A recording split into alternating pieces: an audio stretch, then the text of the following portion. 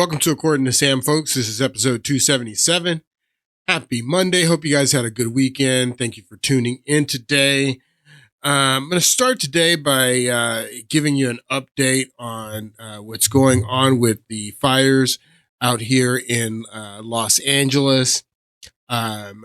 Mayor Karen Bass, she tweeted this out this morning.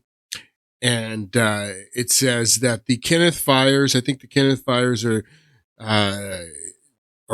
over up near Calabasas. That's where they had found the arsonist that they arrested. It says the Kenneth fire 100% contained. The Sunset fire, that's where in the Hollywood Hills. I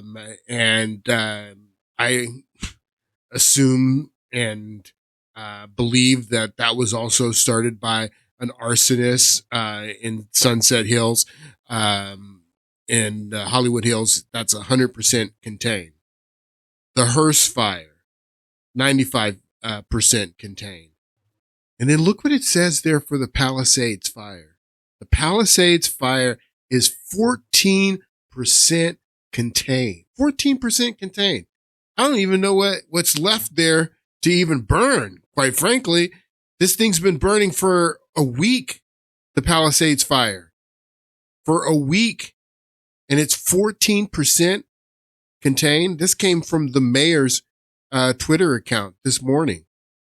14% contained. Now, again, we don't know how these fires started. I'm not sure about the Hearst fire or the Palisade fire. They're telling us the Palisade fire. This is what they're telling us.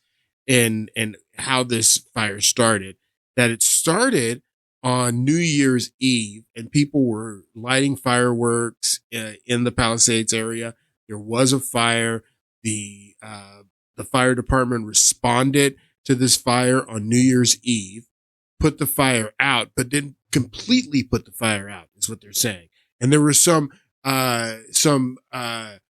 pieces that were still smoldering, and that they were still smoldering a week later when the winds kicked up, and that and then that is what reignited the fire a week later from New Year's Eve, 7 days before. And then now they're saying another week after that the Palisades fires are only 14% contained.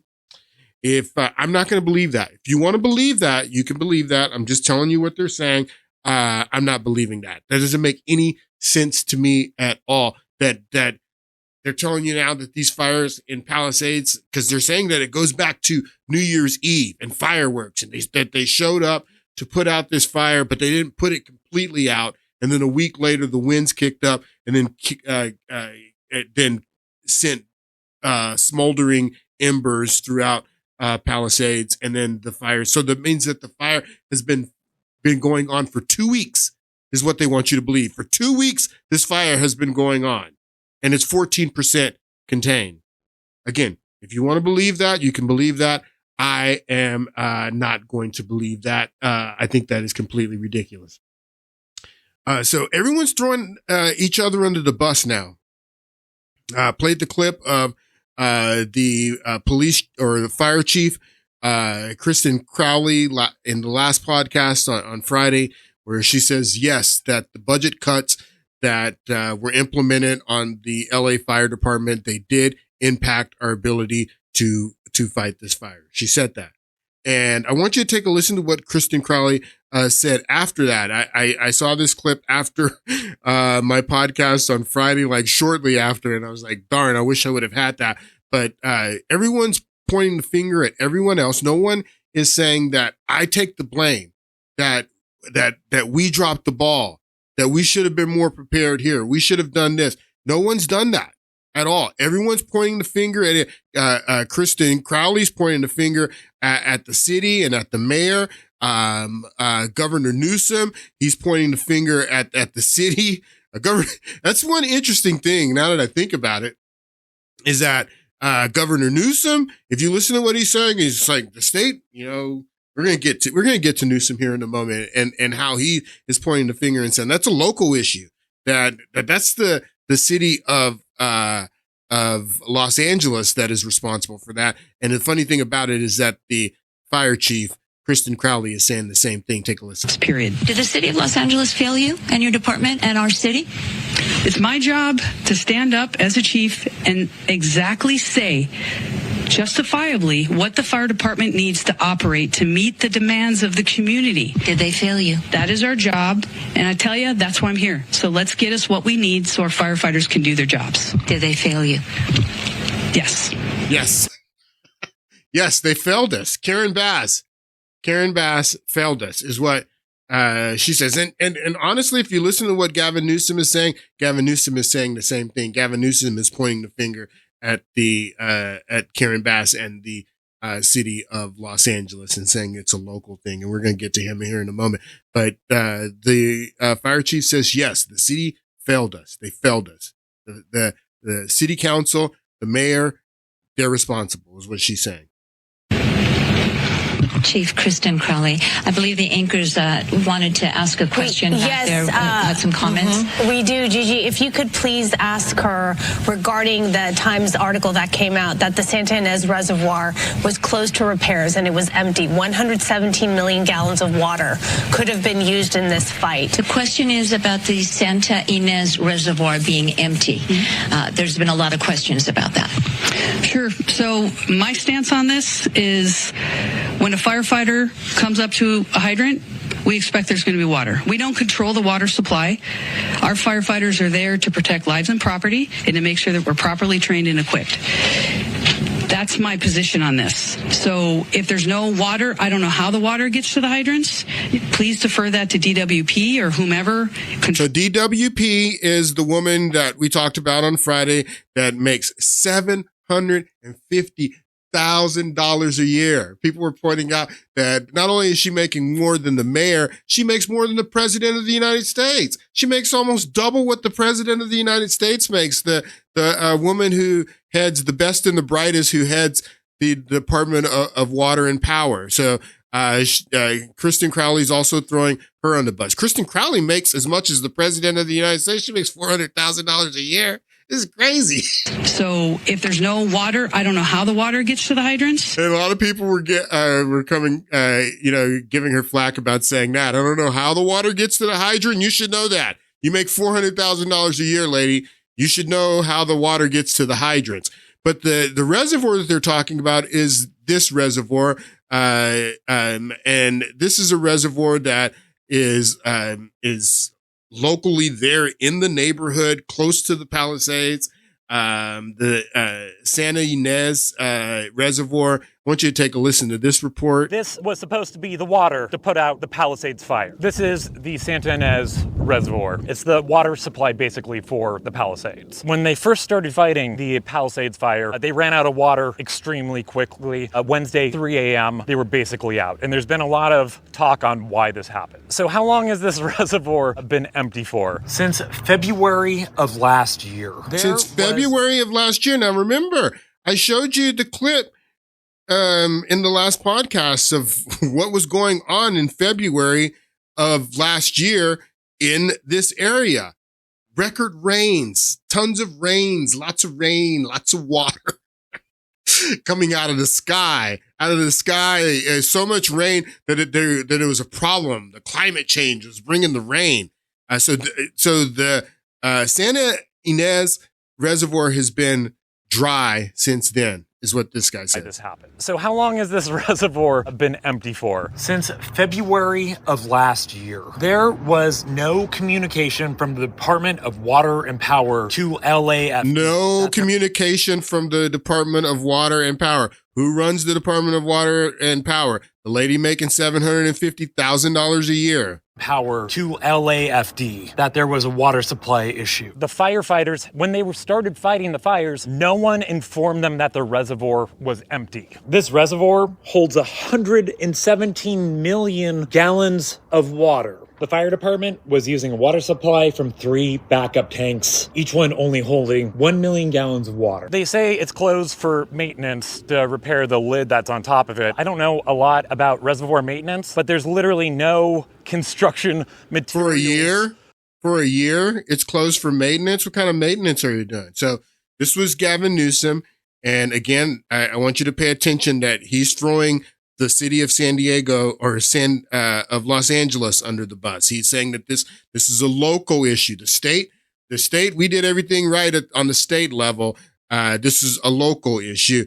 And he's talking about the reservoirs. But I want you to pay attention to the way this guy, he's such a shifty manipulator and liar. Take a listen. I'd like to extend that.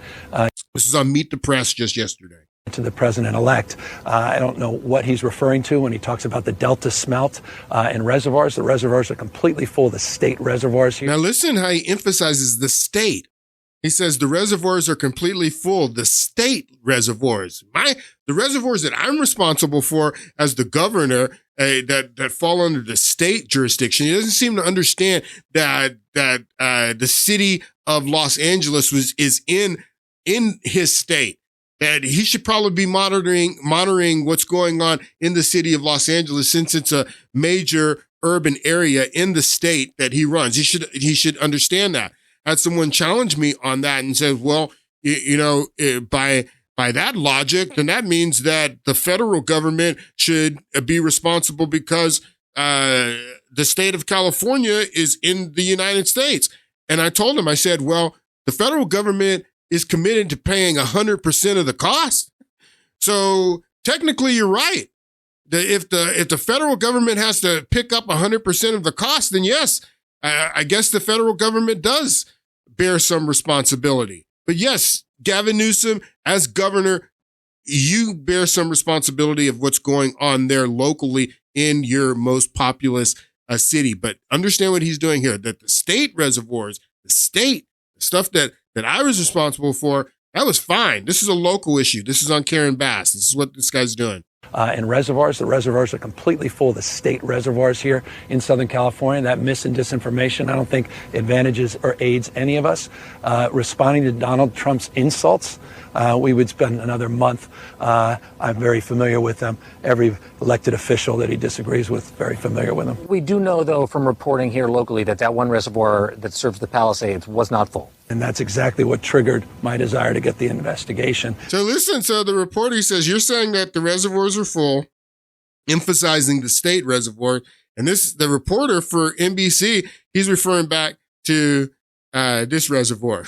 The reservoir that's been empty for a year that serves the Palisades area. And the reporter says, well, we do know that one reservoir, that local reservoir that falls out of your state jurisdiction that you don't have to, know anything about, then, that reservoir was empty. And he says, that's why I initiated an investigation. An investigation into what? An investigation into Karen Bass. An investigation into the city of Los Angeles. Do you understand that Gavin Newsom wants to, just like the chief of the fire department wants to do, is they want to deflect blame for themselves, and they're pointing the finger at Karen Bass and at the city of Los Angeles. Advantages or aids any of us. Responding to Donald Trump's insults, we would spend another month. I'm very familiar with them. Every elected official that he disagrees with, very familiar with them. We do know, though, from reporting here locally that one reservoir that serves the Palisades was not full. And that's exactly what triggered my desire to get the investigation, to understand what was happening with that local reservoir. That was not a state system reservoir, which the president-elect was referring to. Yeah, it wasn't a state. It wasn't a state. It was not a state reservoir. It was a local reservoir. It wasn't my reservoir. That was Karen Bass's reservoir. That's what he's saying. So this was going viral. This was, I thought this was really interesting. I wanted to share it with you guys. This was at the Golden Globes. They're in Los Angeles, just 24 hours before this tragedy started. I think this was on Sunday night, and the fires started to kick up on Tuesday. And everybody's been sharing this. You may have seen it. This was at the Golden Globes. They're in Hollywood with all the celebrities there, many of them that lost their neighborhoods, lost their homes. Take a look. So much much has already happened in the first half, and the acceptance speeches have been on fire. Who got shouted out the most? The acceptance speeches have been on fire, is what she says. What's this woman's name? I don't even remember her. She's the comic that does all the roasts. The acceptance speeches have been on fire, is what she says. First half, and the acceptance speeches have been on fire. Who got shouted out the most? Let's look at the numbers. All right, cast and crew are leading the way with 11 mentions. Moms are holding strong with 3 shout-outs. God, creator of the universe, 0 mentions. And Mario Lopez, host of Access Hollywood, 1. So there's all started laughing. That's the punchline, that God gets no mentions. What'd she say about this godless city? What'd she say? No surprise in this godless town. No surprise in this godless town is what she says. Everyone's been sharing that. And they're all laughing. God gets no mentions. And it's interesting because people are sharing this as well. We got 2 more. So we're not in contrast that what's going on in the college playoff with multiple players that are thanking God, thanking their Lord and Savior Jesus Christ in these big games. This is the quarterback from Ohio State who is in the national championship. Take a listen. This is, I guess, the game that they won against Oregon in the Rose Bowl. That's unbelievable. You know, first and foremost, I got to thank my Lord and Savior Jesus Christ, you know, for giving me this opportunity to be on this stage and here in the Rose Bowl. I mean, you know, a younger me would be in awe right now, and I just got to take it all in and enjoy this with my boys. And we got 2 more, so we're not. So this is the quarterback for Ohio State. They're in the national championship. This is the quarterback for Notre Dame. They're in the national championship. This was after they won the Sugar Bowl, the day after they had to postpone the Sugar Bowl because they had the terrorist ISIS attack the day before, and they won the Sugar Bowl. And this is the quarterback from Notre Dame. They're in the national championship now. Riley, you just heard the fans here for Notre Dame erupting in these stands. What can you say about what this win means to you? Yeah, first and foremost, I want to thank my Lord and Savior Jesus Christ. Without him, I wouldn't be here, and we wouldn't be here as a whole group. But just to see these fans, you know, it's incredible. So there seems to be 2 Americas. There seems to be 2 Americas. There seems to be an America, and I'm showing this because we're going to get to Vivek Ramaswamy's tweet and his post. I'm just still setting it up, and I don't even know that I'm going to be able to get to it in this podcast. I hope that I do, but I'm just setting it up. So because Vivek Ramaswamy takes a shot at jocks, and he says that, you know, that we are praising the jocks or venerating the jocks or something like that over the valedictorian, like a valedictorian can't be a jock. And that's something that Ramaswamy doesn't understand about the United States of America and what athletics and sports does to building character and the character of the United States of America. It's sports that actually started breaking down the racial divisions in this country because, you know, athletes were on the same teams. They were playing together. You look at stories like what happened with the integration of Major League Baseball. Athletics has been a big part of building the culture. That's the key word that Vivek Ramaswamy uses, is culture. And he doesn't seem to understand how this is very, very important to the culture. But it seems to be 2 different Americas. It seems to be an America where these guys are going out and playing football and achieving excellence. They're both going to the national championship. You know, praising God and thanking their Lord and Savior, Jesus Christ. And then you have the Hollywood elite. Mentions. And the most, let's look at the numbers. These crew are leading. Laughing at the fact that God gets no mentions here. Laughing at the fact that they're a godless city. She says, that's not surprising here in this godless city. And I just think that it's interesting. A lot of people are sharing this and saying that it's interesting that 2 days later, their cities, their neighborhoods, their homes are burned to the ground. I don't know if there's a correlation or not. This is Ohio State, who is in the national championship this year. This is how they started off their season there at Ohio State. The Ohio State football team that is now in the national championship started off their season there in Ohio back in August. This went viral, and I just think that it's serendipitous that now they're in the national championship.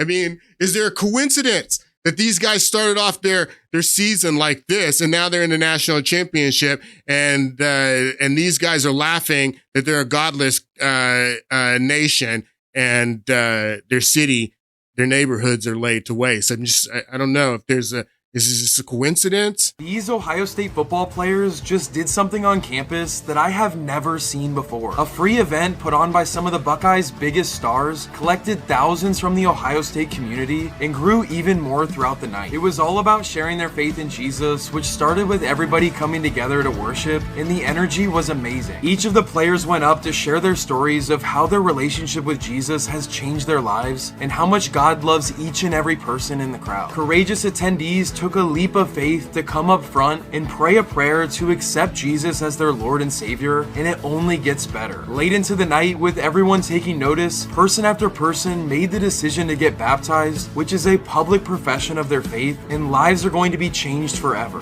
So there seems like there's two Americas. There's two Americas. There's this America, and there's this America there, and then there's this America. There's this America. This just seems like, there's two different Americas, and this is the last one. Just got to point this out because when we get to Vivek Ramaswamy's tweet and he takes this pop shot at jocks, I just want to highlight what he doesn't understand about athletics, about these people that he calls jocks, and say that this is not the best of America, that this is the mediocrity that he's speaking of. No, this is the best of America. I'm sorry, Vivek. I'm sorry. This is just one more. This is a Ohio State player. They lost in the playoff, but he's addressing his coach. Just take a listen. First, I want to start off and say, oh, glory to Jesus Christ. He's the true champion. Coach D, you changed my life. You changed my life. I did not know God until I got to Boise State. And I serve a true champion. Jesus Christ is the only true God. He died, rose from the dead 3 days later. That's the champion that I serve. And thank you, Coach D. Seriously, you changed my life. First, I want to... You changed my life.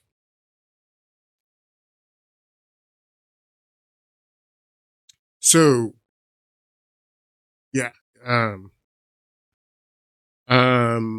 We still don't know how the fire started. This clip is going viral of a homeless man in Los Angeles that did start a fire. And I wanted to show this to you. And I wanted you to pay attention to what this guy says, because this is very common in the Los Angeles area. And the state of California has had a huge homeless problem for years. For a long time, we've had a huge homeless problem. And it has been accentuated by the fact that housing has become unaffordable. Everything has become unaffordable, and that has put more people on the streets. So the homeless problem has gotten worse, and especially with the open borders and things like that. And it gets cold. It definitely gets cold at night. I mean, the days are beautiful. It's a great climate here in Southern California. I mean, I love the climate. That's the thing that really keeps me here. Is I really do love the weather. We're blessed to have this Southern California climate, because in the daytime the sun can just be beaming and it still be nice and cool, but when the sun does set, that cool wind off the Pacific Ocean, it kind of brings the temperature down. So this is a homeless guy, and after multiple fires are being set throughout Los Angeles. I mean, there's tons of videos that I can show you.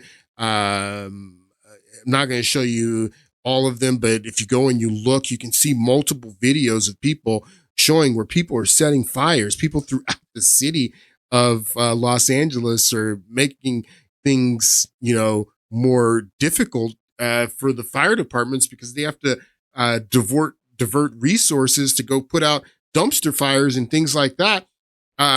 When they're still dealing with the Palisade fires and the other wildfires that have not been contained yet. But I want you to listen to what this homeless guy says and why he starts the fire, because he's cold. And this is people were talking about this and saying that this happens. And people were saying that, no, you're just trying to demonize the homeless and use them as a scapegoat. No, this happens, and it happens very frequently. Hey, brother, why you do this, bro? Nah, bro, you going to jail, bro. Oh, the whole trash can on fire, bro. Who did it then? Who did it? Whoa. Who did it? Put it out, man. You did what? Fire shot. You did the fire shot? We did fire shot. It's emergency, guys. My apologies, man. Oh. Okay. You know, accident is on accident. Hey. Okay. Get out of here. If it's about people. Hey. All right, get him out of here, bro. Just get him out of here, bro. You be fucked up, bro. Yeah, I know. The people don't always get their head. Yeah, but you're going to jail, though.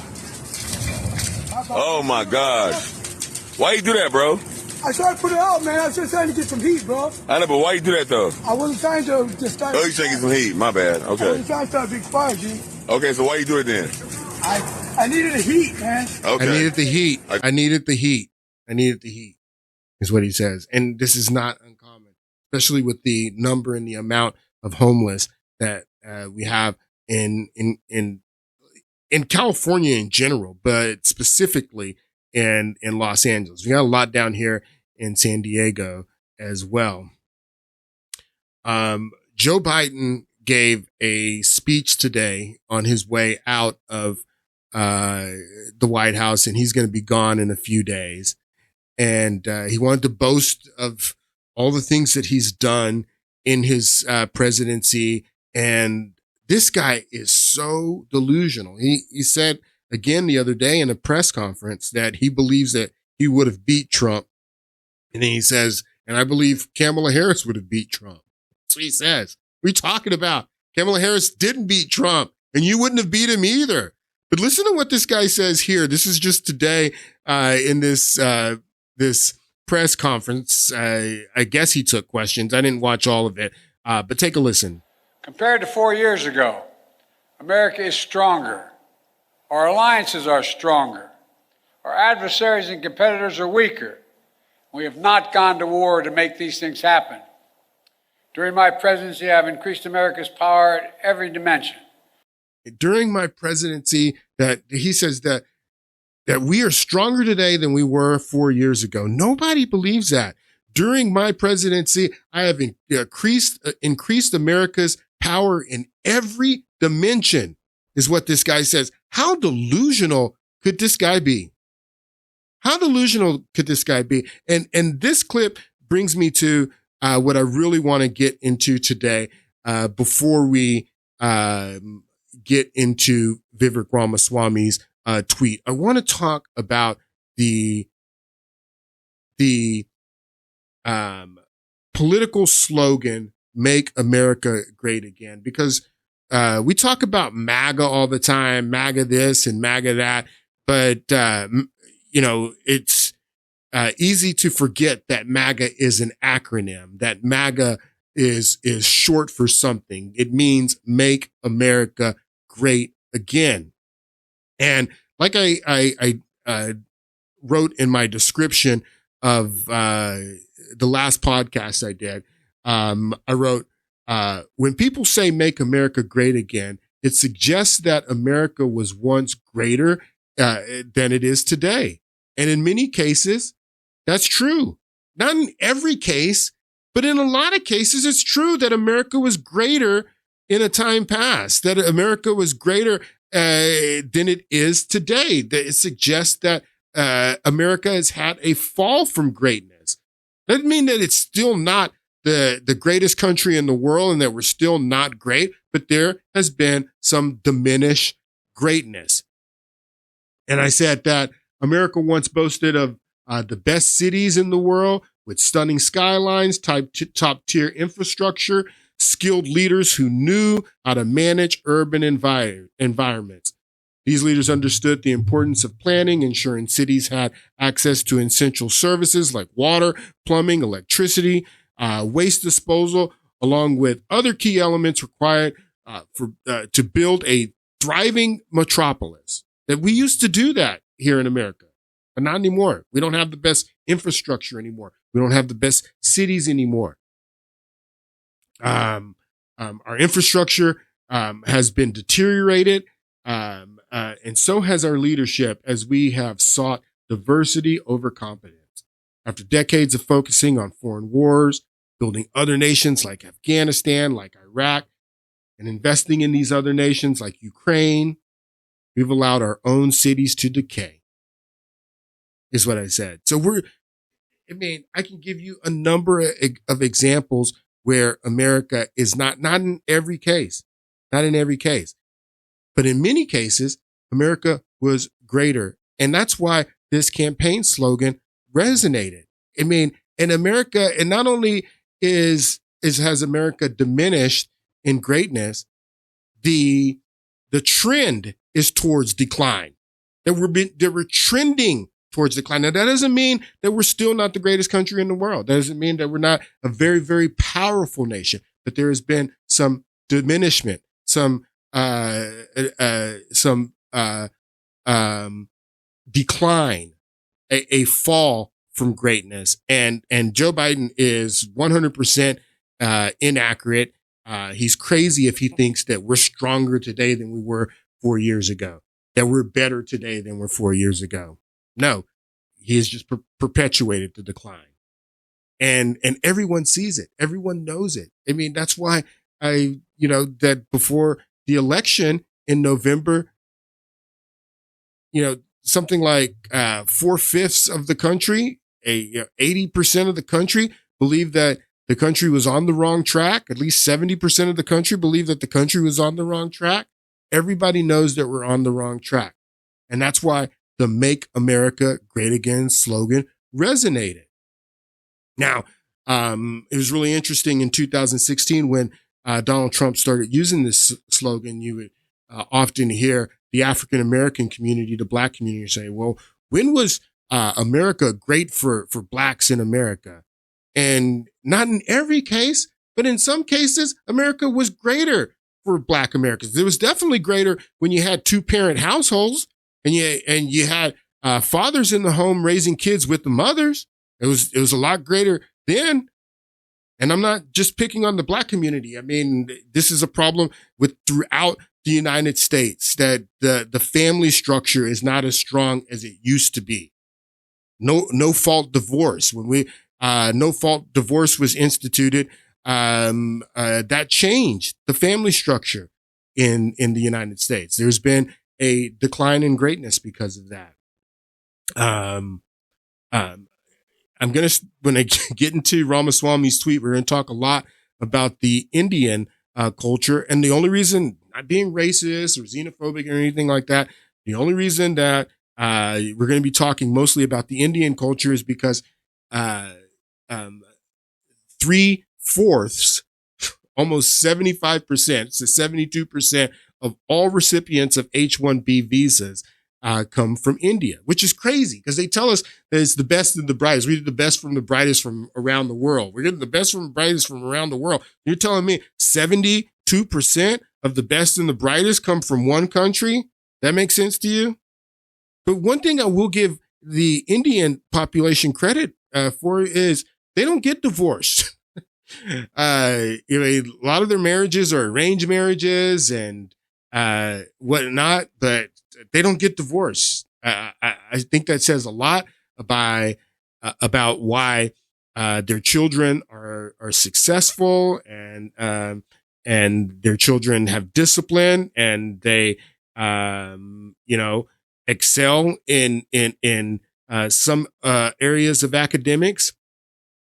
because they have 2-parent households. And I think that that's very important. And I think that America was greater when we had 2-parent households. This article says India's divorce rate is estimated between 1 and 1.5%, which is remarkably low compared to countries. And this is true of Americans of Indian descent too. They don't get divorced like us. Blacks, whites, Americans have been getting divorced since no-fault divorce was instituted. And who gave us no-fault divorce? Our first divorce president, Ronald Reagan. Ronald Reagan was the first to institute no-fault divorce in the state of California when he was governor. It went from California to other states, state by state, because it's a state issue. I think New York was the final state to do no-fault divorce, and it was just like maybe a couple of decades ago. But Ronald Reagan was the first to give us no-fault divorce, our first divorce president. And America's been going downhill because of the family structure. The family structure is the most important thing to building a nation. Indians don't get divorced. So in this aspect, I think that India is a lot better than the United States, and the Indian family is a lot better than American families because of this issue alone. I want you to remember what Barack Obama said in 2016 when Donald Trump was running. He was still president of the United States, and Gwen Ifill, she was still alive, and she asked Barack Obama what he thinks about the slogan, "Make America Great Again." Take a listen to Obama. What do you think it means when you hear the words, "Let's make America great again"? I think America's pretty great. And, you know, it's interesting. I do a lot of commencement speeches this time of year. In fact, tomorrow I'm going to be going to the Air Force Academy to deliver a commencement for the second time there. And I always remind young people that despite all the challenges that we face right now, if you had the choice to be born in any one period of time in our history, and you didn't know ahead of time whether you were going to be rich or poor, black or white, male or female, you just had to guess on what moment do you have a best chance of succeeding. It'd actually be now that America is the strongest country on earth. Its economy is the most durable on earth. You know, we are a country that has incredible diversity. People are striving, working hard. Our diversity is our strength. So he says this in 2016. And I don't agree that if you had the choice to go back to any time period, that you would go back to 2016 when he was president of the United States. I don't believe that that's true. That in 2016 that a person born in 2016 had more opportunity than a person that was born in 1950. I don't believe that. You know, people use the term boomers and, you know, referring to the baby boomers. You got to understand why there was a baby boom. People don't have the reason that people aren't having kids right now is because people can't afford kids. People can't afford their housing for themselves. New students in the millennial and Gen Z generation, they're thinking about kids because they can't. Their futures are not bright. They're not thinking about that. That I'm in a position where I want to have families and have offspring. It's survival mode now. The reason you had a baby boom in the 1950s is because of the state of the country and the environment that the war was over. It facilitated a baby boom. I mean, but what Barack Obama is saying here about America being a great country in 2016 and being one of the greatest countries in the world in 2016, and that economically that we were great, and everything that he says about America in 2016, that was true. And still today, America is the greatest country, most influential country, most prosperous country, but it's still, he's not accounting for the fact that America has had a fall from greatness. Yes, we're still great. Yes, we're still the greatest country. Yes, we have a lot of influence and power throughout the world. But the trend is towards decline. We're declining. We've had a fall from greatness. That's the point. And we're trending in the direction of decline.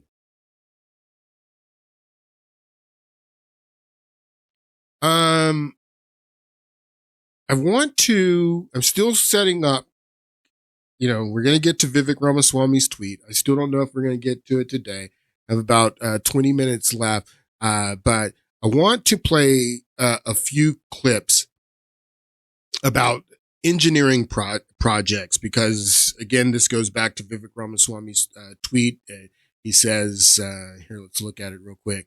He says, the top tech companies often hire foreign-born and first-generation engineers. So he's talking about a specific type of engineer. First of all, I'm going to get into this and break it down, but he's only talking about engineers who code, engineers that create the apps of the future.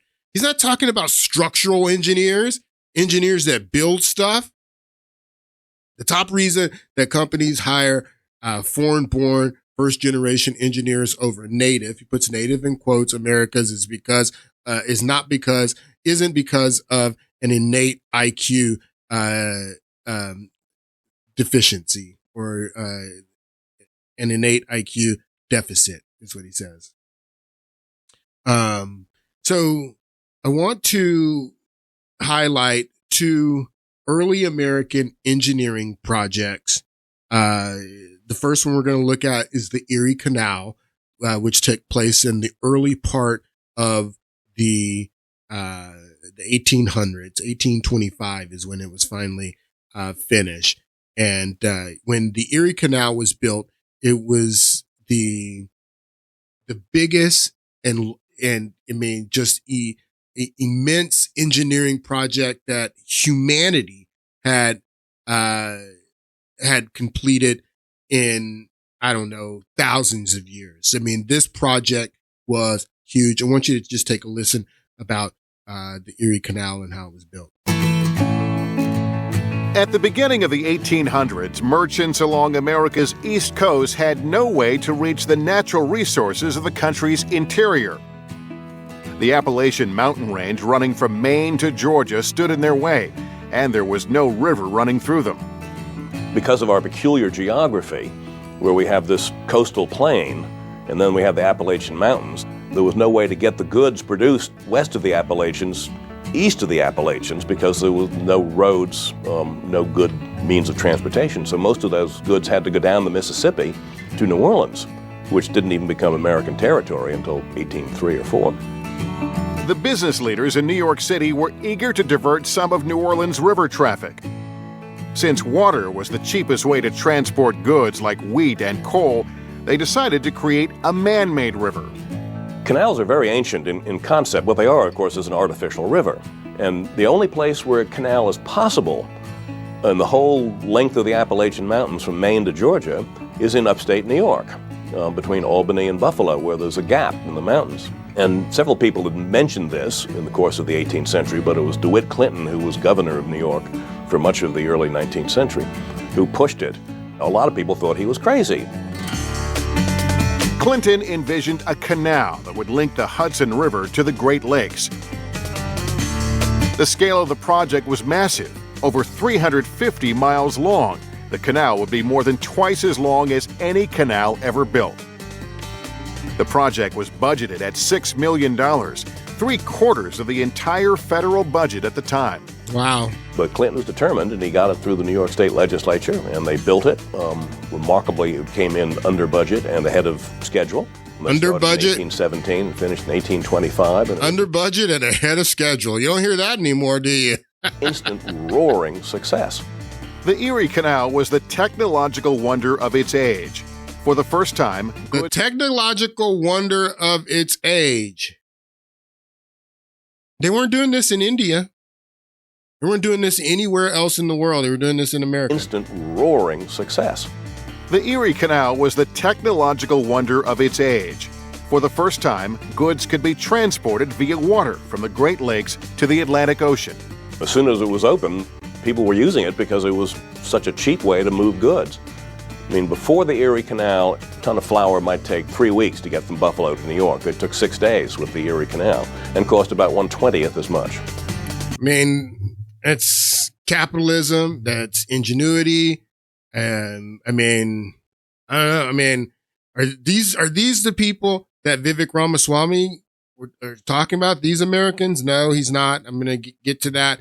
Cause there's a lot that Vivek Ramaswamy says. I'm not going to be, when we get to his tweet, I'm not going to be, completely against what he says, because some of the stuff that he says, I agree with, because these Americans that built the Erie Canal, Vivek Ramaswamy is not talking about these Americans. It's not talking about these Americans. This is another clip about the Erie Canal.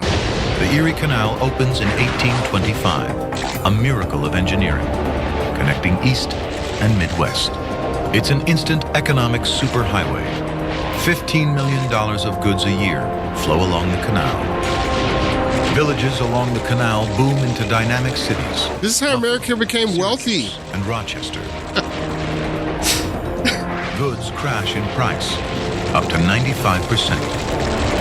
A frontier that had to be self-sufficient can now buy anything they want. It's built America. 1825, Erie Canal. All right, let's talk about another one. This is a massive engineering feat that we did here in America in the first part of the 20th century. This is the Hoover Dam. Take a listen. The Hoover Dam is one of America's most treasured feats of engineering. This ain't coding. This ain't the coding type of engineering. This is structural engineering. This is building stuff. Important role in the development of the American Southwest by providing power and water to millions. Located right on the border of Nevada and Arizona, the Hoover Dam remains one of the most important structures in the country. It's designated a National Historic Landmark and listed among America's 7 modern civil engineering wonders. Civil engineering. Every year, 7 million people visit the dam. Here's the story of the Hoover Dam. In the late 19th century, I wonder how they built this without the best engineers from, the best engineers in the world from H-1B visas. How did they do that? Listed among America's 7 modern civil engineering wonders. Every year, 7 million people visit the dam. Here's the story of the Hoover Dam. In the late 19th century, efforts to develop the American Southwest were well underway, but they had one major problem. The landscape was parched. Developers and farmers hoped to use water diverted from the Colorado River for this purpose, but none of these projects were successful in the long term. It wasn't until 1922 that these plans were revisited. Developers and farmers looked to tame the Colorado River yet again, only this time they hoped to use it as an energy source as well. The Colorado River had massive potential as a source of hydroelectric power, and after much lobbying, outgoing President Calvin Coolidge authorized the project's go-ahead in 1928. Do you understand that the hydroelectric power was really important to these people? I mean, this is what powers Las Vegas and the surrounding area now there, because Americans cared about electricity. Where was electricity first discovered in America? Benjamin Franklin. Where was electricity first? The infrastructure to send electricity out to homes and to businesses was done by Edison here in America. You think about flight. Why was flight? It created here at Kitty Hawk in America. Why was oil first pumped out of the ground here at Spindletop here in America by Americans? Why was the air conditioner created here in America? I mean, you got to ask this question. Why were all these very important things that the world uses today invented and started here in America because of people like this, Americans like this is what America used to be. This is the main people that built the Hoover Dam, people that built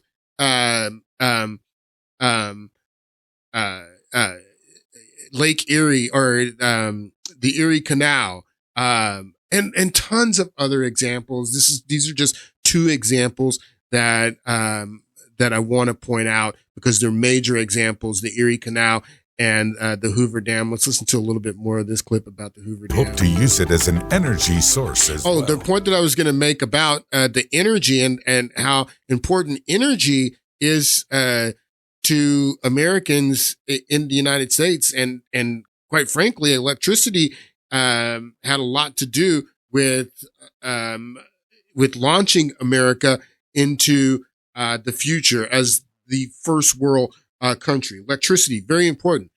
Still today in India, electricity is not a very important thing. If you know the story of the Dobhal power plant, this is kind of what took Enron down when Enron was trying to go into India and take electric power throughout India, throughout the rural areas of India, and bring them electricity and modernize India. Nobody wanted it. Nobody wanted electricity. And quite frankly, they couldn't afford it. And this venture is the beginning of the downfall of Enron, if you know the story of the Enron and the Dobhal power plant. So I just wanted to make that distinction in that in the early 1800s, and India's been there forever. Okay, people, they have the best engineers. Why don't they have electricity? Why don't they have? I'll get there. I'm sorry, and I'm not being racist. Again, the only reason that I'm picking on India and pointing out India is because 72% of the H-1B visa recipients that come to the United States of America, the best and the brightest, come from India. So that's why I'm pointing out India.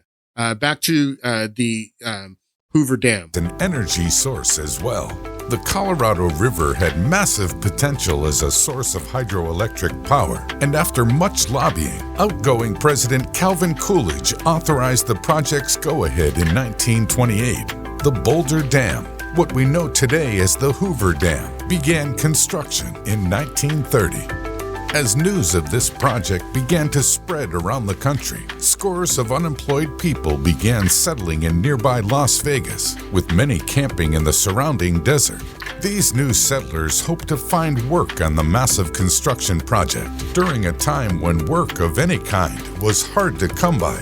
This caused a massive spike in Las Vegas's population. Between 10,000 to 20,000 settlers arrived in the then small city of 5,000 people. A lot of those settlers did end up working on the Hoover Dam too, as it took the combined efforts of 21,000 laborers and more than 5 years of hard work to complete. All right. And this is a clip from the story of Us about the Hoover Dam. It's a little bit more dramatized. Why don't you take a listen? Frank Crow is driving ahead the building of the Hoover Dam, the biggest engineering project America has ever seen. And he's driving his men hard. The crews work day and night.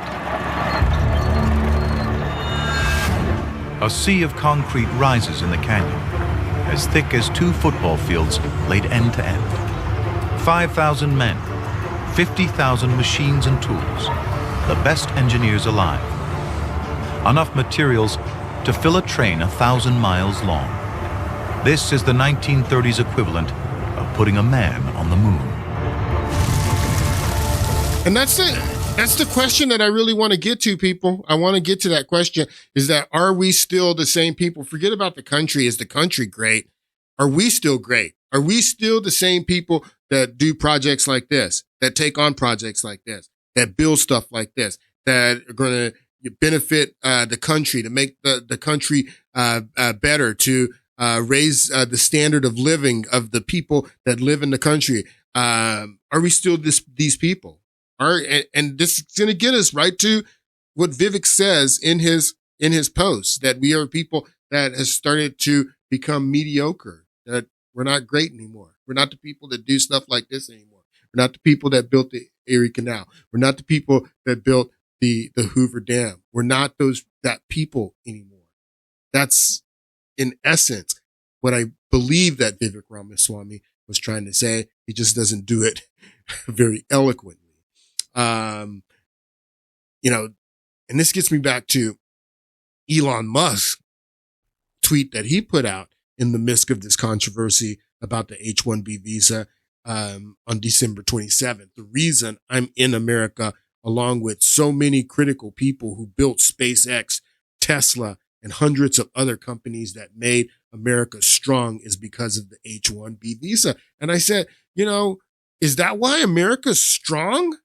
Is that what you're insinuating, Elon Musk, that America is strong because of the H-1B visa? Because the H-1B visa has only been around since 1990. So you're telling me that America just got strong in 1990 is what you're telling me? And the question is, are the foreign entrepreneurs that have come to America and that have been successful in America, is it because of their genius or is it because of America? That you take Tesla and you go and sell Teslas in India and see how many you sell. Go see how many Teslas you sell in India, buddy. No, buddy. You didn't make America strong. You came to America because America was strong. You came to America because America was a place where you could be successful. And all of the other examples of immigrants coming over to America and building successful businesses, which people are saying, oh, all these immigrants are coming over building successful. Doesn't say a lot about them so much as it says about America. America is the kind of place that immigrants can come over here. Anybody can come over here and be successful. I mean, it's different. Again, we're talking about upward mobility. In America, you have so many means of upward mobility. You can build businesses. You can come over here as an immigrant and work hard and build something from the ground up. Yes, that says something about America and the type of place that America is. It says less about you, Elon Musk, that you were able to come over here with your daddy's money and be successful. America made you successful. You didn't make America successful. America was strong before the H-1B visa in 1990. Sorry. So again, I don't have time to get into Vivek Ramaswamy's text or tweet the way I really want to and dive into it. So we're going to do that in the next podcast. I still just wanted to lay the groundwork. What else can I play to talk about here? Oh, let's play this. Let's play this clip first. This is I don't have the video of this supercut, but remember in the last podcast, and we were talking about the fire chief there in Los Angeles, Kristen Crowley, and how she said that, they said in the clip that her vision was to bring on more lesbian women. She says women, she doesn't say lesbian, but we see by who's there in her command that she meant more lesbian women, that her vision was to bring more women onto the force there, there at the fire department there in Los Angeles. And she said they say in the clip, because they're the best and the brightest. And I told you that the best and the brightest is also the phrase that they use for the H-1B visa recipients, that we're bringing these people over from India predominantly. Again, 72% come from India. So all of the best and the brightest come from one country, is what you want me to believe. All the best and the brightest come from India only. But they're the best and the brightest. And they say that in this supercut as well. Not only the women that need to be hired, the lesbian women that need to be hired on the Los Angeles Fire Department, we also need the people to come from India on the H-1B visas because they're the best and the brightest. Take a listen. Not because they're cheaper, but because they are truly the best and brightest. The best and brightest. Best and brightest. Is that a fair characterization? Certainly, some of the best and brightest, extraordinarily profitable, and the best and brightest and the best and brightest. Silicon Valley leaders are calling on the best and the brightest. They are the best and the brightest, the hardest working. Really attracts some of our best and brightest. Best and brightest. The world's best and brightest. The best and the brightest. Best and the brightest. The best and the brightest. Best and brightest integrated with my best and brightest.